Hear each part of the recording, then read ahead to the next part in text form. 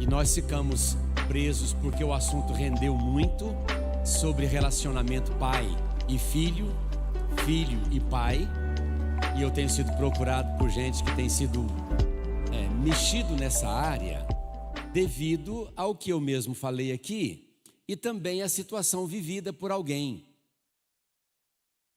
Tipo isso, irmãos. Pastor, eu gostaria muito de tratar com meu pai algumas coisas, mas não tem como porque ele não deixa, ou a minha mãe não permite. Como é que eu faço? E aí você fica realmente meio que travado para seguir em algumas decisões, porque nem tudo depende de você na nossa caminhada da existência. Nessa caminhada, irmãos, tem coisas que não dependem da gente. Por isso o apóstolo Paulo fala assim: quando depender de vós, tende paz com todos os homens. Mas tem coisa que não depende de você, depende de outras atitudes, de outros comportamentos, de outras situações. E às vezes você fica parado, esperando uma ação ou uma reação de alguém para que você possa continuar caminhando no seu dia a dia. E isso envolve tanto relacionamento de amizade, marido e mulher, pais e filhos, patrão e empregado, e assim segue a vida. E eu estou lendo esse texto de propósito. Alguns irmãos estão acompanhando de casa, alguns têm me mandado mensagem porque estão acompanhando de casa o assunto. Diz assim, Gênesis 25, 19: são estas as gerações de Isaque, filho de Abraão. Abraão gerou a Isaque. Era Isaque de 40 anos quando tomou por esposa a Rebeca, filha de Betuel, o arameu, de Padã Arã, e irmã de Labão, o arameu. Isaque orou ao Senhor por sua mulher, porque ela era estéril. E o Senhor lhe ouviu as orações. Desculpa, irmãos, eu perdi aqui. Achei que alguém estava falando. O Senhor lhe ouviu as orações, e Rebeca, sua mulher, concebeu. Os filhos lutavam no ventre dela. Então disse: se é assim, por que vivo eu? E consultou ao Senhor. Respondeu-lhe o Senhor: 2 nações há no teu ventre, 2 povos nascidos de ti se dividirão. Um povo será mais forte do que o outro, e o mais velho servirá ao mais moço. Cumpridos os dias para que desse à luz, eis que se achavam gêmeos no seu ventre. Saiu o primeiro, ruivo, todo revestido de pelo, por isso lhe chamaram Esaú. Depois nasceu o irmão, segurava a mão o calcanhar de Esaú, por isso lhe chamaram Jacó. Era Isaque de 60 anos quando Rebeca lhes deu a luz. Vamos ficar até aqui? Pai amado, é a tua palavra contando história do nascimento de 2 homens que se tornaram 2 povos, 2 nações, ó Pai, 2 histórias diferentes. Pai amado, não é muito diferente nos dias de hoje. Um casal às vezes tem 3, 4, 5 filhos, mais filhos, e cada filho é diferente do outro. Nós queremos, ó Pai, independente do nosso temperamento, do nosso jeito, nós precisamos que a tua palavra nos oriente, como nos relacionar com os irmãos, pai e filho, filho e pai, marido e mulher, amigo com amigo. Portanto, põe a tua mão em nós, ó Deus, e que nesta manhã possamos caminhar um pouco mais para uma boa relação familiar, para a glória e honra do teu nome. Lava-nos com teu sangue, recebe o nosso louvor, é a nossa oração, em nome de Jesus. Amém. Vamos adorar, irmãos. Amém, meus irmãos, bom dia, a paz do Senhor para todos. Vamos nos colocar em pé para louvarmos e bendizemos ao nome do Senhor, amém?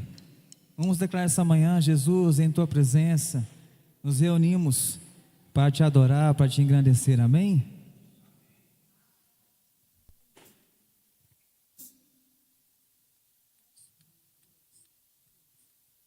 Jesus, em tua presença, reunimos-nos aqui, contemplamos tua face e rendemos-nos a ti, pois um dia a sua morte trouxe vida a todos nós e nos deu completo acesso ao coração do Pai.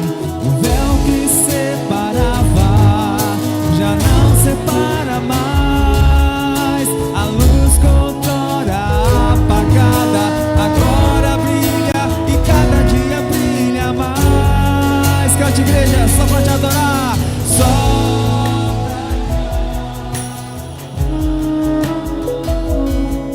e fazer grande que te dá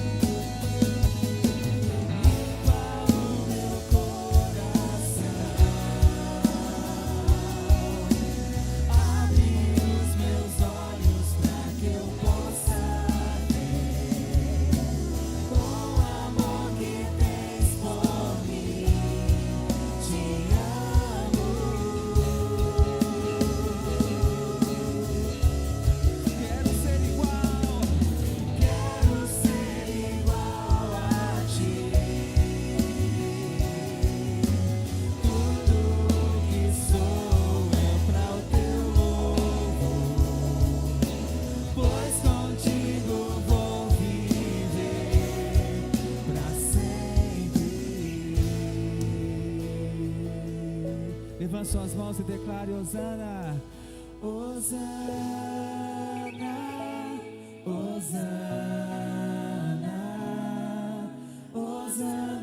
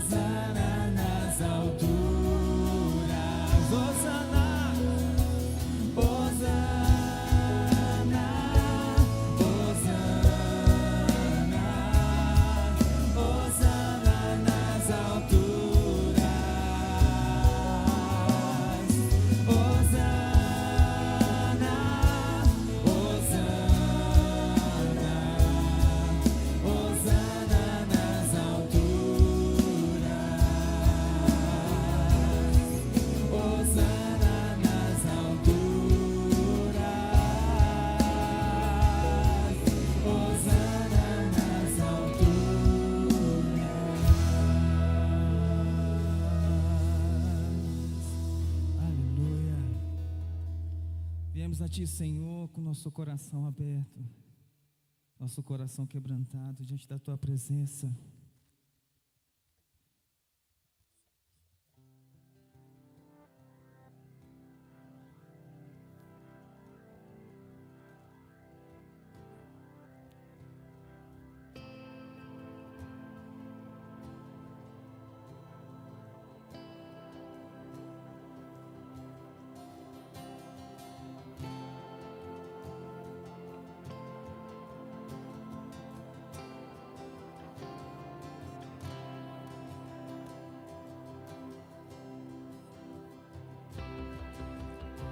Senhor, eu me achego a Ti, a Tua ainda mereci, o Teu favor estende aqui, aceita o pecador. Eu venho como estou, sim, venho como estou, porque Jesus por mim morreu. Eu venho como estou. As minhas culpas grandes são, mas Tu que não morreste em vão, me podes conceder perdão, aceita o pecador. Eu venho como estou, sim, venho como estou, porque Jesus por mim morreu. Eu venho como estou, eu venho como estou, sim, venho como estou, porque Jesus por mim morreu. Eu venho como estou. Nesse momento agora você pode colocar as mãos sobre o teu peito e se render diante da presença do Senhor, dizendo que você é fraco, pecador, que nós carecemos da graça do Senhor. Que esse momento você possa fazer um momento de oração, de rendição, de pedir perdão ao Senhor. Nós estamos diante da Tua presença, Senhor, porque carecemos da Tua graça, carecemos, Senhor, do Teu perdão, do Teu amor, ali derramado na cruz. Nós chamamos, Senhor.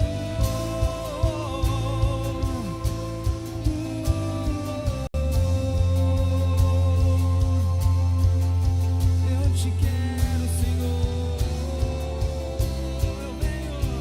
Eu venho como estou, sim, venho como estou, porque Jesus por mim morreu. Eu venho como estou, eu venho como estou, sim, venho como estou, porque Jesus por mim morreu. Eu venho como estou. Ó, vem agora, Salvador, livrar-me por Teu grande amor, pois Tu, Jesus, é o meu Senhor, aceita o pecador. Só a igreja declare: eu venho.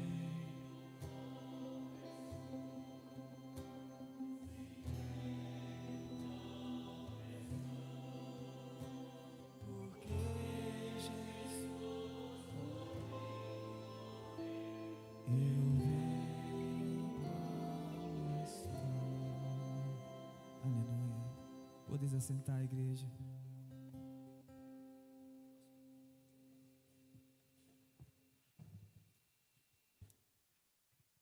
irmãos, nós vamos já direto então para a nossa divisão de classe. Os cursos estão funcionando normalmente. Quem não está em nenhum curso, fica aqui junto, na classe única. Mas você pode ir para a sua sala, que Deus te abençoe ali.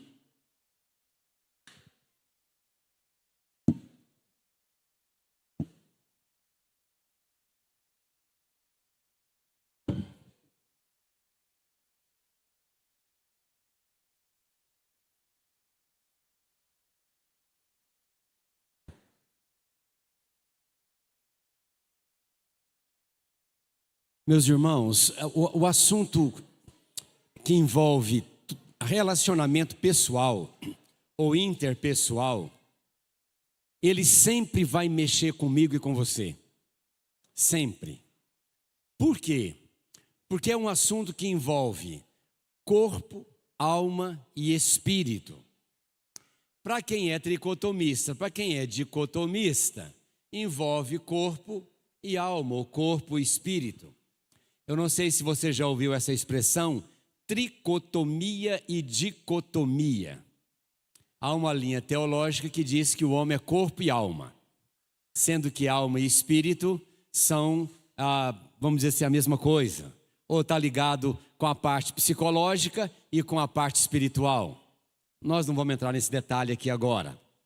Então, dentro desse comportamento corpo, alma, espírito, corpo, alma, nós teremos essa questão de relacionamento por causa da nossa situação adversas um com o outro. Um com o outro. Quando eu vou me relacionar com você, eu tenho uma maneira de pensar, você tem uma outra maneira de pensar. Naturalmente, se nós não nos ajustarmos na maneira de pensarmos, nós vamos nos dividir. Nós vamos nos dividir. Só contando aquela piadinha, Jesus cura com lodo e Jesus cura sem lodo. Jesus curou um cego, cuspindo no chão, fez uma lama, passou no olho e o cara ficou curado. E esse cara que foi curado foi dar testemunho domingo à noite e contou essa história. E o outro que foi curado sem o lodo falou assim: mas isso é um absurdo, que nojeira é essa? Jesus me curou, eu era cego e ele não passou essa lama no meu olho? E aí ficou a história, Jesus cura com lodo ou Jesus cura sem lodo? Então, não há uma necessidade de nós racharmos por causa de algumas situações. Um pai que vai criar 2, 3 filhos, 4 filhos, hoje o grupo reduziu, ele às vezes tem a necessidade de ter um comportamento com um filho e um outro comportamento com o outro, diferente. Mas os mesmos são filhos, mas são pessoas diferentes. E aí gera uma distância nessa questão relacional. Isso também acontece entre marido e mulher, e isso acontece entre pais e filhos, e isso acontece também entre amigos. Acontece entre primos, acontece entre tios. E aí você pode colocar toda essa situação na questão parentela. E nós temos vários problemas na nossa parentela por causa desse tipo de relacionamento. Então, sabendo que Jacó e Esaú eram bem diferentes entre eles, mas tinham o mesmo pai e a mesma mãe. O pai amou mais quem?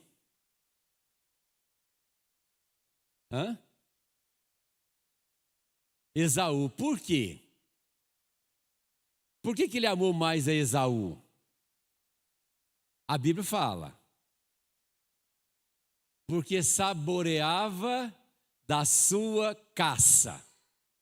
Ele era caçador. Jacó era mais amado da mãe, porque ele era mais doméstico, ficava mais com a mamãe. Isso acontece no nosso dia a dia. A dona Cida, por exemplo, ama mais esse Leandro aqui do que Vai criando problema para mim, né, dona Cida? Ainda bem que ela não está aqui, né? Mas é mais por aí, né? Mais ou menos. Então, isso acontece dentro da nossa casa. Lá não tem esse problema não, Rafa? Hein, Rafael? Lá na sua casa nunca teve esse probleminha, não? Tem também. Lá na minha casa também. Só 2. Mas não é um problema. Pelo menos na minha casa, conta-se em termos de brincadeira. E eu de cá fico pensando assim, tá, que vocês estão brincando, né? Então, eu conversei com a Tairine, passei os textos que eu estou usando aqui. Falei, Tairine, eu não sei como é que você vai fazer, mas você se vira. Usa o texto bíblico e pensa um pouquinho na sua área da psicologia. Se surgir perguntas bíblicas, pode jogar para cima de mim, tá, Tairine? Eu estou aqui. E aí nós vamos conversar um pouquinho para encerrar essa questão pai e filho, relacionamento pai e filho. Mas eu gostaria que você pudesse bombardear a Tairine. A Carol está aqui também. Eu estou aqui. Tem presbíteros aqui. Bombardeia, vamos fazer bastante perguntas. Por que nós somos assim? Por que eu amo mais o Jacó? Por que eu amo mais o Esaú? Por que nós somos assim? E vamos tentar fechar o assunto. A gente não fecha, claro. Mas aí no próximo domingo a gente vai seguir nas outras palavras que o apóstolo Paulo cita sobre dias difíceis, tá bom? Tairine, então eu vou passar para você, minha irmã. Eu vou ficar aqui perto. E aí você fica livre para perguntar. Eu sei que tem irmãos que gostariam de estar aqui e não estão em casa. E aí em casa não tem como fazer pergunta, né? Pelo menos por enquanto ainda não. Mas nós vamos organizar aqui para um dia poder fazer. Bom dia, irmãos. Graça e paz a todos. Para mim é uma honra estar aqui para falar com vocês hoje. E agradeço o convite do pastor Marlúcio. E eu quero hoje falar com vocês, então, sobre os impactos emocionais da relação de pais e filhos. E aí tem 2 textos base para a gente ler aqui.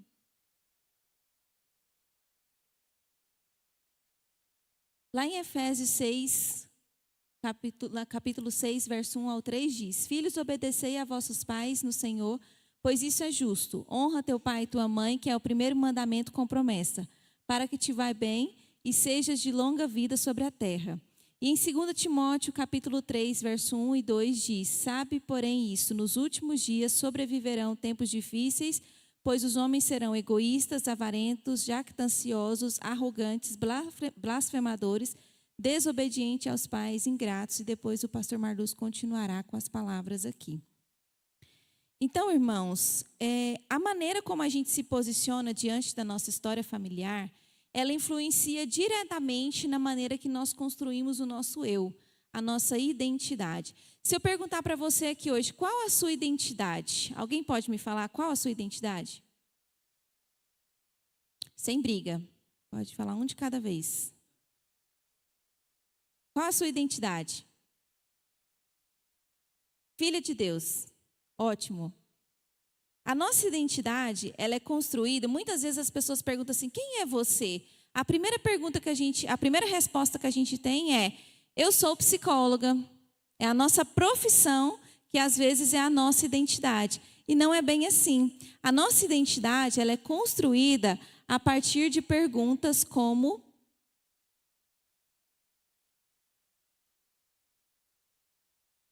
Nicole, vamos... Aí, foi. Então, ela é construída a partir de quem sou eu, de onde eu vim, o que eu carrego da minha família, o que eu escolho manter e o que eu decido transformar. Se você puder, depois, tirar uma foto dessa tela aqui, para você responder para você, quem é você? Que muitas vezes a gente não sabe quem somos nós. E aí, quem não sabe quem é, não sabe onde quer chegar. E isso define muita coisa para nós, ok? O interessante é a gente ter uma identidade integrada. E o que é uma identidade integrada? É aquela pessoa que consegue olhar para a sua história com realismo. Ela consegue ver as luzes da sua história, mas ela também consegue ver as sombras da sua história. Ela consegue ver o que houve de positivo, mas ela também enxerga o que houve de negativo. E ela faz a integração disso. Vamos ver no final se vocês conseguem ver se a identidade de vocês está integrada. É como se a gente falasse: meus pais, eles tiveram muitas qualidades, mas eles também tiveram muitas limitações. mas eu não sou definido nem pelas qualidades dos meus pais e nem pelos pontos negativos dos meus pais. Eu posso escolher quem eu sou. Eu posso escolher o que eu faço. Mesmo que eu recebi conteúdos negativos, eu posso escolher o que eu serei daqui para frente. Isso é uma identidade integrada. Não sei se vocês já ouviram aquela pessoa que falou assim, eu nasci assim, eu cresci assim e eu vou morrer assim. Isso é uma pessoa rígida. Porque nós não precisamos nascer assim, crescer assim e morrer assim. Nós podemos mudar o percurso de quem nós somos e do que nós fazemos. E o que acontece quando não há essa integração? Há uma idealização.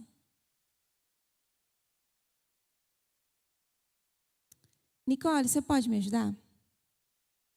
Há uma idealização.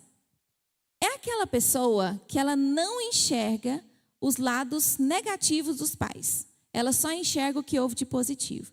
Então, os pais dela são os pais mais perfeitos que existem na face da terra. É aquela pessoa que não consegue ver as limitações dos pais, que os pais são seres humanos, que erram, que têm defeitos. Ela não consegue ver isso. Ela só enxerga o ponto positivo dos pais. E qual que é o problema disso? Porque você pode olhar para mim e falar, Tarine, mas isso é positivo. Não, isso não é positivo. Uma pessoa que só enxerga os pontos positivos dos pais, ela tem dificuldade de colocar limites, ela tem dificuldade de reconhecer as suas próprias dores, porque ela anulou tudo para colocar os pais no pedestal. Então, ela se anula, ela anula suas dores, as suas limitações para colocar os pais no pedestal. Então, é uma pessoa que ela vai ter muita dificuldade nos relacionamentos durante a vida, com os filhos, com o esposo, no profissional, porque ela tem os pais no pedestal. Ou então ela pode passar para o outro lado, que é o lado da rejeição total. É aquela pessoa que olha e fala, eu não preciso dos meus pais. Eu anulo completamente a minha história. Eu não reconheço nada do que os meus pais fizeram por mim. E aí é aquela pessoa que fala, eu não devo nada para os meus pais, eu quero apagar completamente a minha história. E essas pessoas vivem tentando provar que são o contrário dos pais. Só que elas gastam uma energia enorme com isso, negando a sua própria história. Então precisa haver essa integração das luzes da minha história com as sombras da minha história. Vocês conseguem lembrar de um personagem bíblico que fez uma integração da sua identidade de uma maneira legal? Ele pegou as luzes do que aconteceu na sua história e as sombras do que aconteceu e integrou e não deixou o que houve de ruim definir a caminhada e a jornada dele. Vocês conseguem lembrar de um personagem? José, muito bem. José, ele foi rejeitado pelos irmãos, vendido como escravo, passou por momentos difíceis no Egito, sofreu tentação, mas ele não se deixou definir pelas coisas negativas que aconteceu com ele. Ele deu sentido para a sua trajetória. Ele não deixou a dor falar mais alto. Ele deixou a integração da identidade.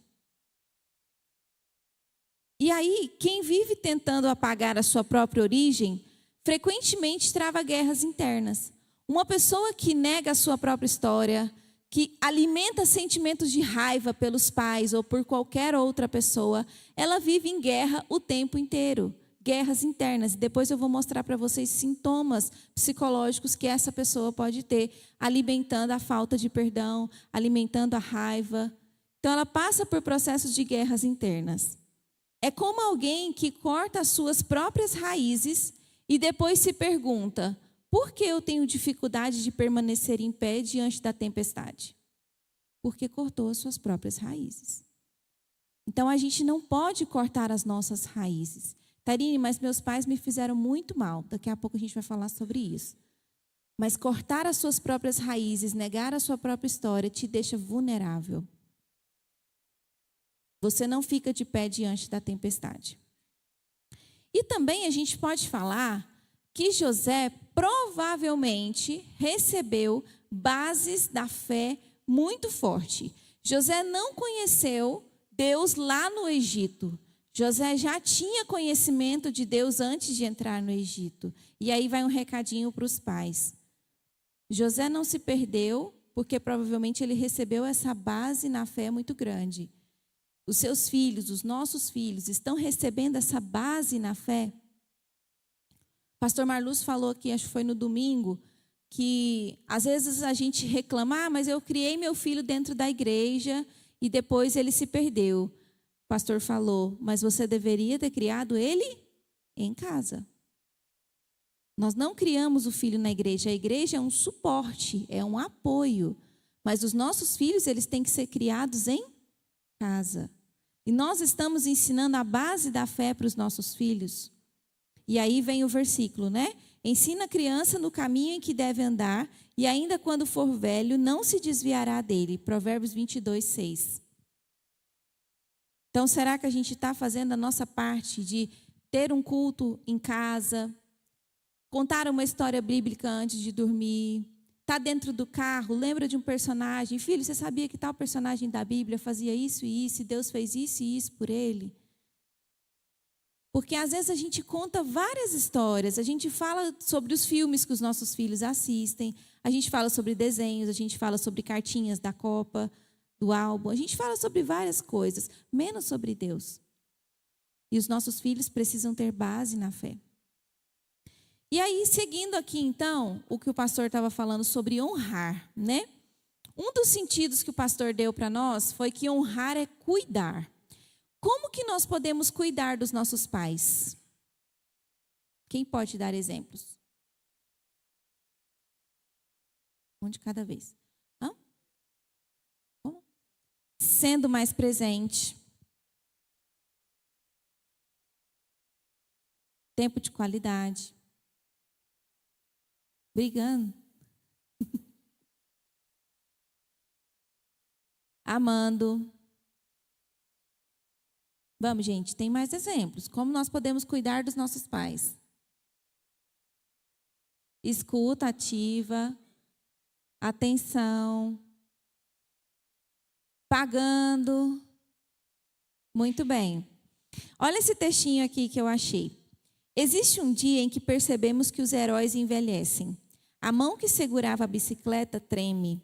Os olhos que nos procuravam na plateia precisam de ajuda para enxergar. As pessoas que nos ensinaram a atravessar a rua passam a precisar do nosso abraço para atravessar. A mãe que nunca esquecia nada agora esquece onde deixou o óculos. O pai que sempre foi provedor, consertava tudo, agora precisa de ajuda para o básico. A mãe que te dava o remédio quando estava doente, agora depende de você para administrar os remédios para ela. É uma espécie de luto que os pais estão vivendo, vocês entendem? Antes eles faziam tudo e agora não conseguem fazer grande parte das coisas. E agora precisam da gente para atuar de maneira mais forte. Só que cuidar dos pais é uma oportunidade que nós temos, que Deus nos dá, de retribuir, de ofertar gratidão, de reparar algumas coisas. E a psicologia aponta que o cuidado familiar fortalece sentimentos de continuidade, de propósito e de gratidão. Então, tem um sentido muito grande em cuidar dos pais, além do vínculo afetivo que é fortalecido, né? E aí eu pergunto para vocês falaram várias maneiras aí de cuidar dos pais, mas tem uma maneira que é a maneira afetiva. Há quanto tempo tem que você não dá um abraço nos seus pais? E aí você pode falar assim, não, mas eu não fui criada assim. Os meus pais não me ensinaram isso, então eu não oferto isso. Só que nós não somos rígidos, nós não somos pedras. Nós temos capacidade de desenvolver novas habilidades. Porque a gente desenvolve isso no trabalho, não é? Ou você aprendeu a falar inglês desde bebê. Você nasceu sabendo falar inglês. Não, você aprendeu, não foi? Às vezes com dificuldade, mas aprendeu. Você não nasceu sabendo a profissão que você executa hoje. Você aprendeu, desenvolveu novas habilidades. Por que que quando se trata da nossa família, do nosso casamento, dos nossos pais, dos nossos filhos, a gente vem com uma rigidez afetiva e fala, eu não sei fazer isso, eu não vou fazer isso. E vocês já perceberam o poder de um abraço? Quem aqui estava precisando muito de um abraço e recebeu esse abraço inesperado e parece que todo sentimento negativo foi embora? Isso acontece. E vocês já pararam para pensar que os nossos pais, vivendo esse luto desse textinho que eu acabei de ler, será que eles não precisam de um abraço? Na chegada, na saída, um beijo no rosto, uma palavra de encorajamento. Pai, estou com você, mãe, estou com você, se precisar de mim, eu estou à disposição. Porque às vezes também, nós como filhos, a gente assume uma posição de sugar. A gente só liga quando a gente precisa. A gente só chama a atenção brigando porque não tomou o remédio, porque isso, porque aquilo. Mas a gente não cuida, a gente não zela, a gente não oferta esse afeto para os nossos pais. Mas a gente quer receber. E reclama, né? Ah, meu pai não é afetuoso, minha mãe não é afetuosa. E você é? Ah, mas eu só dou aquilo que eu recebi. Está errado. A gente tem que desenvolver novas habilidades, né? E aí entra a linguagem de amor. Qual é a linguagem de amor dos seus pais? É presentes? Beleza, dê presentes. Mas desenvolva outras também. Porque às vezes eles não desenvolveram na infância porque os pais não trouxeram esse ensinamento para eles. Mas eles sentem falta. Às vezes não aprenderam o poder de um abraço, mas se você começar todo dia, chega lá, dá um abraço, dá um beijo, eles podem desenvolver esse afeto também por conta dessa linguagem de amor. Só que aí, tem alguns pais que resistem ao cuidado. O pastor Marluz falou aqui domingo passado, né? Compra uma carne, leva lá para os seus pais, pega um dinheiro, leva lá para eles. Mas muitos pais rejeitam esse cuidado. E o que a gente faz quando eles rejeitam esses cuidados? Traz para o pastor Marluz brigar com eles. A gente precisa entendê-los. E aí, existem alguns sentimentos por trás da resistência que eles apresentam, que eu quero mostrar para vocês. Primeiro é o medo da dependência. Como eram pessoas muito ativas, pessoas muito disponíveis para fazer tudo, agora precisam se ver dependentes dos filhos. O segundo é a vergonha. Vergonha do filho ter que dar banho nele, de ter que calçar o sapato, de ter que fazer coisas que antes ele fazia normalmente. Sensação de inutilidade. Acho que esse aqui é o principal na terceira idade, é a sensação de inutilidade. E o luto pela perda da autonomia. E é luto mesmo, tá? E o luto, ele tem algumas fases. São 5 fases do luto.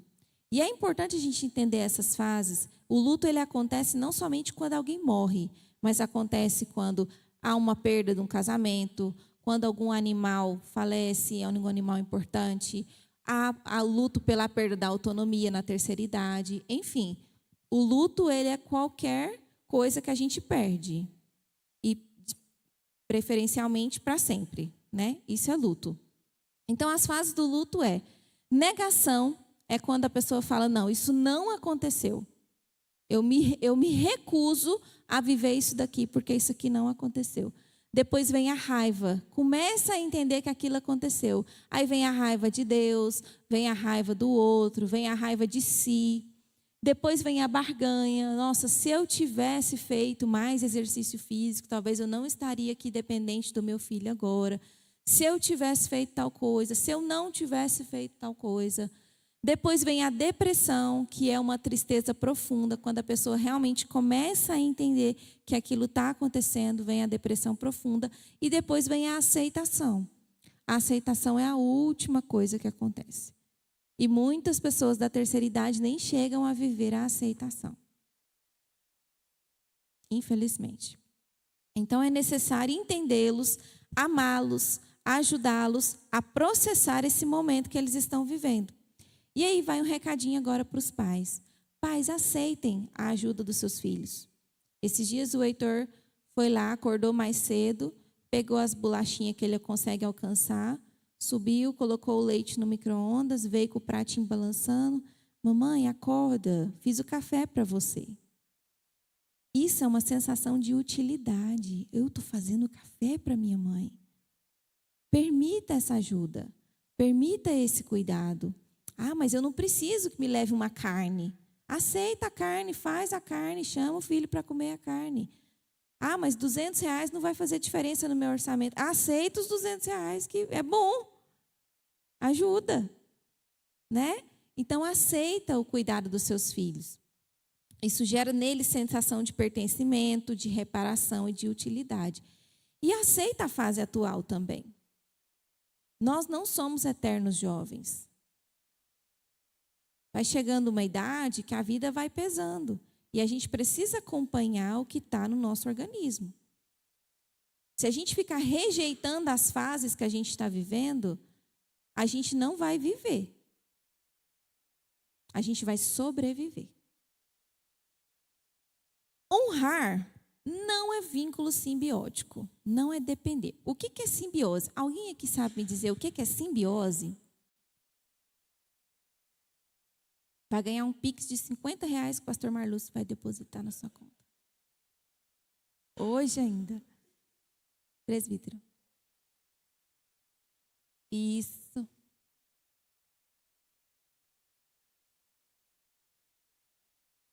É isso mesmo. Na biologia, é quando dois organismos diferentes dependem um do outro, têm um grau de dependência um do outro. Na psicologia, é quando uma pessoa depende muito da outra, a ponto de não sabermos quem é uma, quem é outra. É bem aquela imagem ali mesmo. A gente não sabe onde começa um e onde termina o outro, de tão dependente que eles são. E muitas pessoas acham que honrar é depender dos pais exclusivamente. É aquela pessoa que se casou, mas não casou. Ela continua dependendo dos pais. Ela continua vivendo esse vínculo simbiótico com os pais. Existe um momento da nossa vida que nós vivemos a simbiose, que é lá quando a gente é bebezinho, até os 5 meses, que a gente depende exclusivamente da nossa mãe, para mamar, para trocar de roupa, para fazer tudo. A gente tem que ter esse vínculo simbiótico, e ele é saudável. Mas tem gente de 40, 50 anos vivendo uma simbiose com os pais que não é saudável. Casado, com filhos, com neto, e vivendo uma simbiose com os pais que não é saudável. E essa simbiose, ela atrapalha o relacionamento, o casamento, a vida com os filhos, ela atrapalha bastante. E aí nós temos um versículo: por isso deixa o homem pai e mãe e se une à mulher. Gênesis 2:24. Casamento não é exclusão dos pais, não é abandono dos pais, mas é uma reorganização afetiva e familiar que precisa acontecer. Então, muitos pais entendem que quando os filhos se casam, meu filho me abandonou, porque o filho só vai 1 vez na semana, 2 vezes na semana na casa dos pais. Meu filho não gosta mais de mim, eu não sou mais o centro da vida do meu filho. E não é mesmo. Agora é a esposa, são os filhos. E esse é o percurso natural da vida, que precisa acontecer. E a gente precisa entender isso e viver essas fases, né, do jeito que tem que ser. Senão vira doença, fica doentio.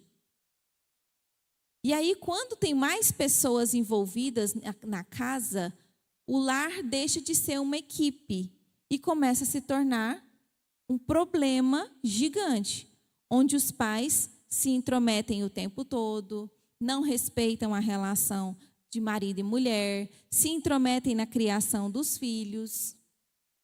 Vocês conhecem lares assim? De um amigo distante, né? A gente precisa cuidar para que isso não aconteça. Porque não pode existir simbiose depois de 5 meses de idade. Isso está errado. Eu gosto de dizer que os pais, eles são como professores da alfabetização.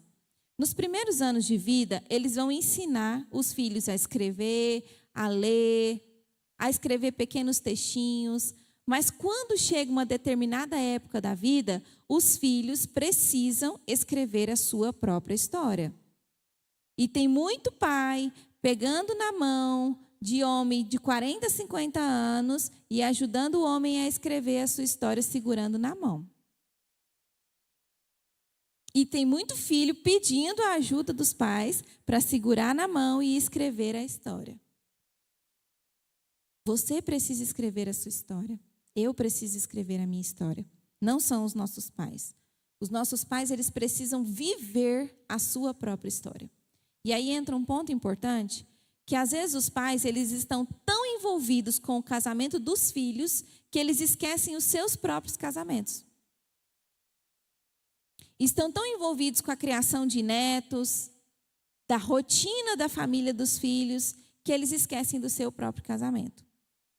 Para não lidar com os conflitos, para não lidar com os processos do próprio casamento, eles ficam envolvidos ali na criação dos filhos.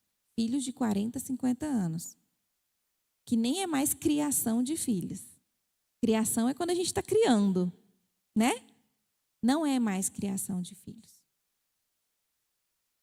Quando a gente tem filhos, naturalmente o casal se afasta. Naturalmente. A vida ganha um novo sentido e a gente precisa se adaptar ao formato que vai ter essa relação agora. E até aí está tudo bem. Tem casais que se adaptam super bem a isso, outros não. Só que, depois que os filhos vão embora, tem uma nova adaptação que muitos casais não fazem. É a hora de voltar a se conhecer, é a hora de voltar a passar um tempo juntos, é a hora de viajar juntos, é a hora de curtir. E aí o que os casais fazem? Adotam os netos, tratam os filhos como se eles ainda fossem menininhos e deixam de olhar para si. E aí é onde mora o perigo. E o casamento? E a vida a dois? E esses pais existindo novamente? Se redescobrindo novamente, né? E também o casamento dos filhos. Quando você deixa seu pai e sua mãe se intrometer na sua relação, você está deixando de crescer e evoluir com seu esposo e com a sua esposa. Tarine, mas meus pais são muito sábios. Eles dão conselhos maravilhosos. Conselhos são ótimos quando são pedidos. Não o tempo todo. Não intrometendo o tempo todo. Não dando palpite o tempo todo. Aí já não é bom, porque você não pensa. Você não cria as ideias da sua própria mente. Você está sempre dependendo da ideia do outro. E a autonomia é a gente pensar por nós mesmos. É a gente desenvolver a partir da nossa própria habilidade. Então, essa habilidade, ela precisa começar a ser treinada. Se eu dependo o tempo todo do outro, ela não funciona. Ela não é desenvolvida. Vocês estão me entendendo até aqui? Sim?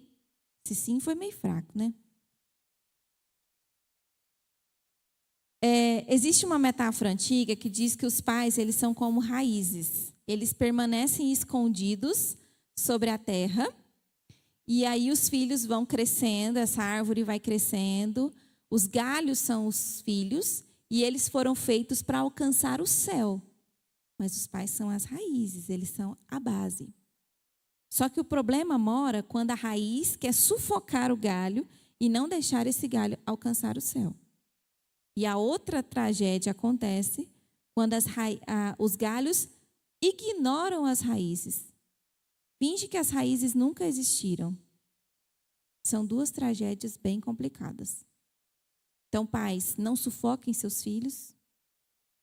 Deixa seus filhos viverem. Deixa eles existirem como ser humano, desenvolvendo as suas próprias habilidades. E filhos, não esqueçam suas raízes. Quando a gente tem filho pequeno, para andar rápido, a gente vai e veste a roupa na criança, a gente dá a comida na boca da criança, a gente penteia o cabelo da criança, anda rápido. Só que a gente não está ensinando essa criança que ela tem a capacidade de vestir sua própria roupa, que ela sabe pentear o cabelo, mesmo que bagunçado, mas ela vai aprendendo. E é a gente deixando que ela faça isso que ela vai ficar expert nisso. Mas se eu não deixo, não vai ficar. Então, deixem seus filhos alcançarem o céu. Não sufoca, não seja raiz que sufoca. Honrar também é estabelecer limites. Uma das maiores distorções espirituais é ensinar que honrar é deixar os pais fazerem o que eles querem. Isso não é honrar. Os pais também precisam de limites. Os pais também têm que saber até onde eles vão. E é bem aquela imagem ali mesmo, olha, aqui não. Não é bem assim. E principalmente quando houve agressão física, abuso emocional, humilhações constantes, manipulação ou desrespeito ao casamento. Os pais precisam de limites. Se o seu pai gritava com você quando você era criança, você não é mais criança. Você pode dizer, pai, comigo, o senhor não grita. Me respeita. Isso não é desonrar. Isso é colocar limites. E a gente precisa fazer essa diferenciação, senão a gente assume uma postura de lidar com todo o lixo dos nossos pais. É como se a gente aceitasse tudo quanto é lixo e não podendo falar nada. E não é honrar. Limites saudáveis são importantes, né? E aí, trazendo para o contexto atual, principalmente quando os nossos pais, eles invadem a nossa relação. E é invadir mesmo, tá? Não é o conselho, não é a ajuda, não é o apoio. Isso não é problema. O problema é a invasão. É aquela mãe que chega na casa da nora e fala, você não limpa isso aqui direito, você não faz a comida do meu filho direito. Olha aqui seus filhos, olha como é que eles estão, você não cria eles direito. É essa invasão que precisa de limites. E aí, como psicóloga, não é a nora que tem que colocar limites na sogra, tá? É o filho. E do mesmo jeito para a filhinha. A gente fala muito do filhinho da mamãe, né? Filhinho da mamãe é aquele que está ali o tempo todo com a mamãe, que é dependente da mamãe, que vai na casa da mamãe todo dia, é o filhinho da mamãe. Só que vocês sabiam que também existe a filhinha do papai? A filhinha do papai é aquela que coloca o pai como o rei da vida dela.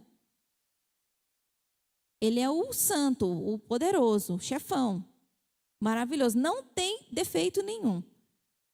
Só que essa filhinha do papai tem muito problema no casamento, porque quando ela vai se relacionar com um homem real, o homem real, ele não é perfeito. Ele tem defeito. E ela exige que ele seja como o pai. Assim como o filhinho da mamãe exige que a esposa seja como a mãe.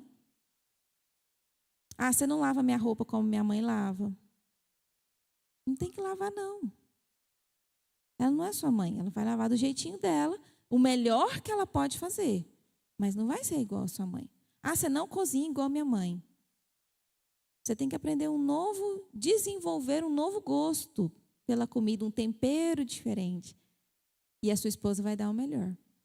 Ah, mas o meu esposo não conserta as coisas como meu pai. Ele pode aprender, mas não vai ser igual ao seu pai. Entendeu? Então, a gente tem que parar de fazer essas comparações também, porque nós somos adultos. Nosso cônjuge não tem que ser igual ao meu pai e minha mãe. Ele tem que ser ele. O melhor dele. Mas ele tem que ser ele.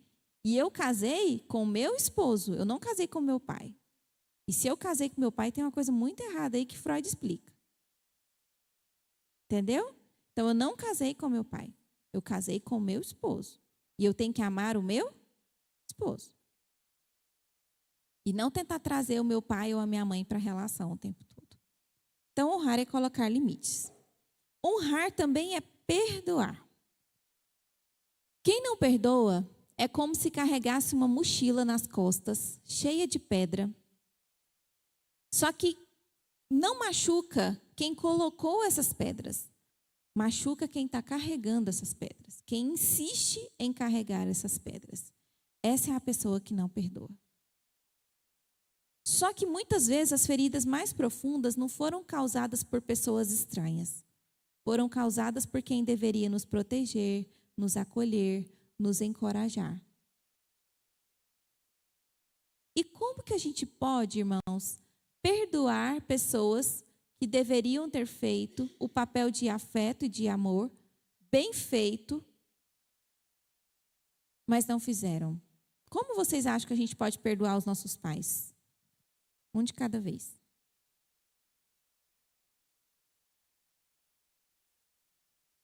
Primeiro, vocês acham que tem como perdoar?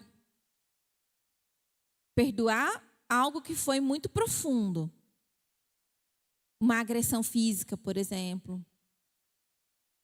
Um abandono, por exemplo. Vocês acham que tem como perdoar? Tem como. E como que a gente pode praticar o perdão? Decisão de perdoar. E depois?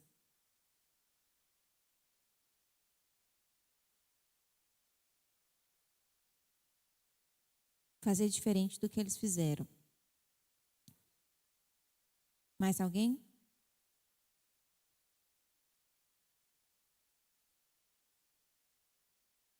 Pode.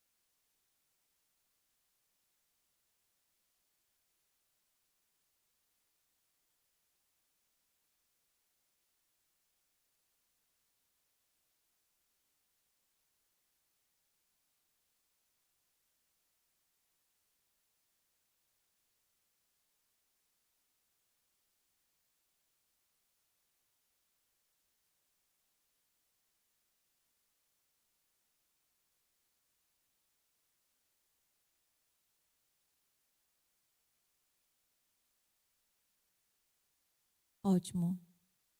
Vocês já tiveram que perdoar alguém que não merecia perdão? Não precisa se manifestar, só pensar. Vocês já tiveram? Às vezes nem pediu perdão. Vocês já tiveram que perdoar?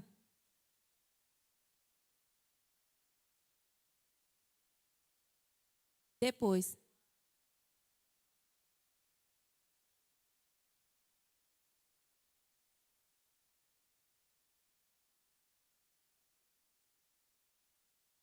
Uhum. Sim.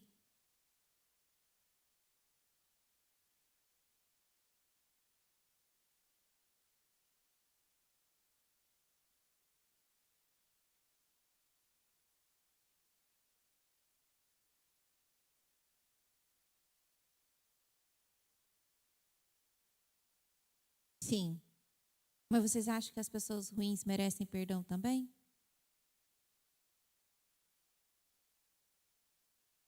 Uhum.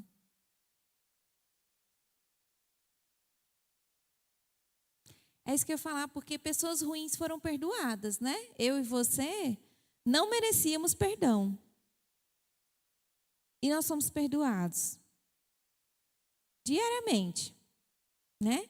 E às vezes a gente nem pede. E continua fazendo, errando, e mesmo assim nós somos perdoados. Então, será que as pessoas que nos ofendem também não merecem perdão? Terine, mas foi uma coisa muito séria.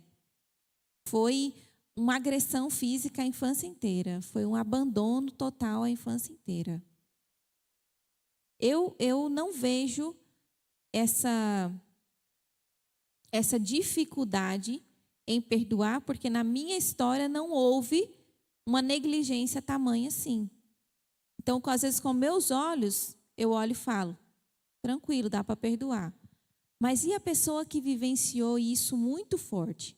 Um abandono, uma ausência, uma agressão física? Sim.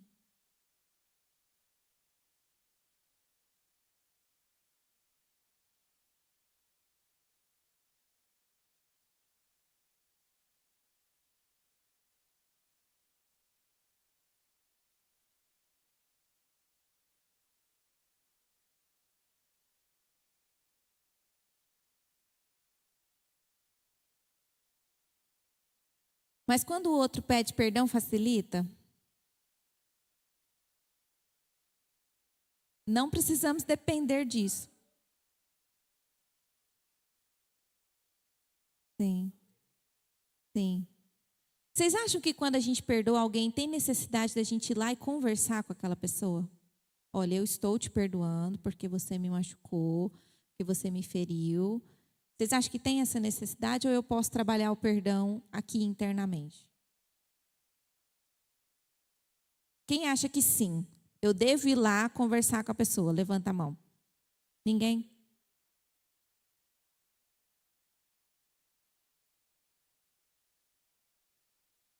Uhum. Então, perdoar é uma decisão, não é um sentimento. Quem acha que deve ir lá e conversar com a pessoa? Quem acha que não? Quem acha que não está prestando atenção no que eu estou falando?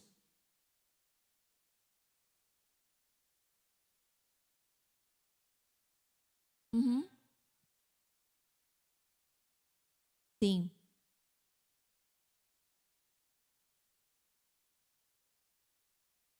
sim.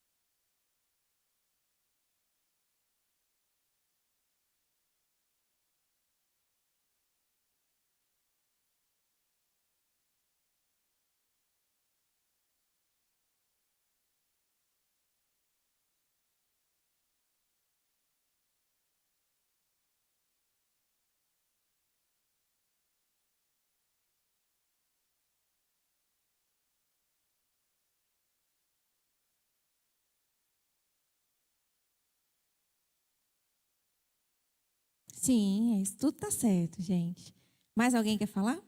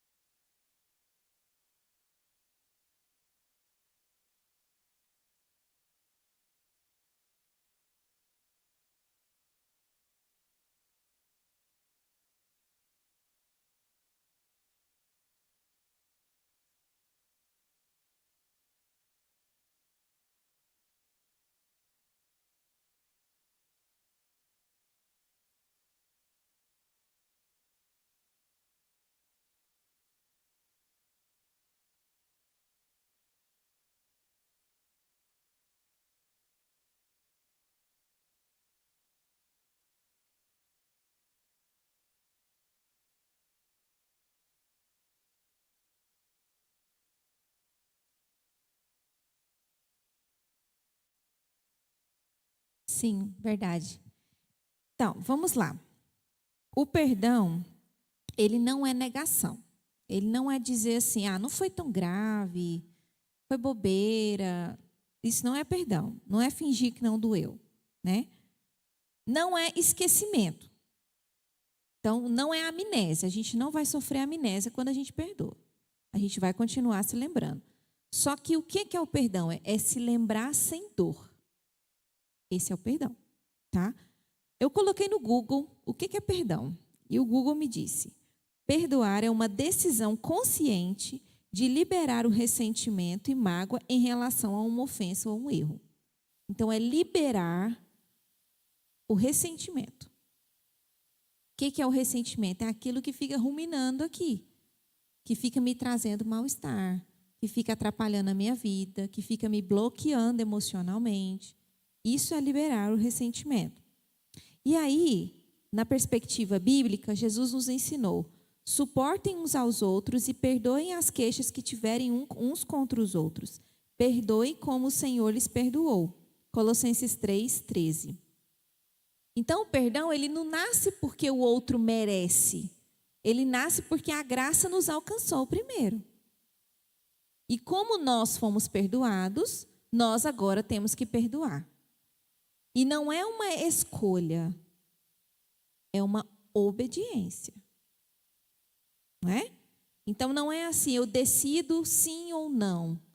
Perdoar, você pode até não conviver, mas o perdoar, você tem que ter uma obediência. Agora, vamos lá. Eu converso ou eu não converso com a pessoa? Eu acho que depende do nível de intimidade que você tem com aquela pessoa e o seu desejo de manter aquela pessoa na sua vida. Por exemplo, com o meu esposo. Meu esposo me ofendeu. Há necessidade de conversa. Você tem uma relação próxima com seus pais? Há necessidade de conversa. Agora, tem coisa que é tratada aqui dentro. Tem coisa que é tratada você e Deus. Tem coisa que é tratada você com o pastor. Tem coisa que é tratada você na terapia. A grande maioria das coisas é tratada com você. É organizado aqui dentro. Nem sempre a gente precisa dessa organização externa para trazer a interna. O senhor quer falar? A gente não precisa dessa organização externa para organizar internamente. Ok? E aí, o ressentimento prolongado, ele pode estar associado a Maior ruminação mental é aquela pessoa que fica o tempo todo pensando naquilo que aconteceu com ela. A energia que ela gasta com isso, ela deixa de trabalhar porque ela está pensando naquilo, ela não pensa nos filhos porque ela está pensando naquilo, ela não pensa no futuro porque ela está pensando naquilo. Níveis elevados de estresse, sintomas ansiosos e depressivos, dificuldade de confiança, maior reatividade emocional, prejuízo nos relacionamentos atuais. Isso acontece quando há o ressentimento prolongado. Ele faz tudo isso acontecer na nossa vida. Então, a gente precisa liberar esse perdão para viver bem. A liberação do perdão não é para o outro viver bem, é para você viver bem. Porque às vezes o outro nem sabe que te ofendeu. Então, ele não está levando um peso. Lembra da mochilinha com as pedras? Quem está levando a mochilinha com as pedras é você. O outro não sabe que você está levando aquela mochilinha ou porque foi ele que causou aquelas pedras na sua vida, né? E aí, guardar ressentimento é como você está morando numa casa que pegou fogo há anos. E você está lá de janela fechada, com cheiro de fumaça, dentro dessa casa há muito tempo. Se você quiser perdoar, você precisa sair dessa casa e deixar a reconstrução acontecer nessa casa. Porque quem está se intoxicando de fumaça é você. Quem está apegado a essa casa que pegou fogo é você. Então a gente precisa se libertar. Se livrar desse peso. E falando sobre os pais, tem muito pai, tem muita mãe que gostaria sim de ouvir o que você tem contra ele. Porque às vezes você o trata mal e ele nem sabe por quê. E ele não tem a chance de reparar. Eu não sou a favor da gente conversar com todo mundo que nos ofende. Mas algumas pessoas, elas querem a chance de reparar. E se você desse essa chance, talvez elas fariam diferente. De novo, não sou a favor de todos. Porque alguns já morreram, como é que a gente faria? Né? Mas a grande maioria das pessoas são pessoas boas. Que está na nossa vida, que cuida da gente, e que às vezes a gente trata mal por uma coisa que aconteceu há 20 anos atrás e a pessoa nem sabe. E se você falasse, talvez ela poderia ter uma oportunidade de reparação. E aí tem essa frase, né? Porque o perdão não altera o passado, mas ele impede que o passado continue roubando o futuro. O perdão, quando ele não é ofertado, você fica ruminando aquilo dali, você fica pensando naquilo dali, aquilo ali rouba a sua energia, rouba seu futuro. Então não deixa mais as situações roubarem o seu futuro. Deus quer que a gente viva coisas boas, dias bons. E honrar, por último, é se melhorar. Honrar é reconhecimento, né? Existem coisas que os nossos pais foram bons. E a gente consegue reconhecer isso? Então, quem sabe a generosidade, a fé, o senso de responsabilidade, a capacidade de trabalho, o cuidado, a perseverança. E isso é reconhecer. Nós precisamos reconhecer. E adotar isso para nós também. Então, se meu pai foi bom naquilo, eu vou tentar ser bom naquilo também. Mas existem muitas coisas que os nossos pais erraram. Talvez a agressividade, o silêncio destrutivo, a negligência, a incapacidade de pedir perdão, o alcoolismo, a manipulação, a rigidez extrema e a ausência afetiva. E às vezes a gente repete padrões na nossa família sem ver. Os nossos pais foram ausentes porque trabalhavam muito e agora a gente está trabalhando do mesmo tanto ou mais e continua ausente na vida dos nossos filhos. E às vezes a gente nem percebe. Então, aquilo que foi bom nos seus pais, melhore em você e aplique. Mas aquilo que foi ruim, não permita que isso aconteça para você e para sua família. Elimine isso nessa geração. Não permita que isso perpetue. Não permita que isso continue acontecendo na nossa geração. Amém? Dúvidas, colocações, comentários? Quem quer fazer?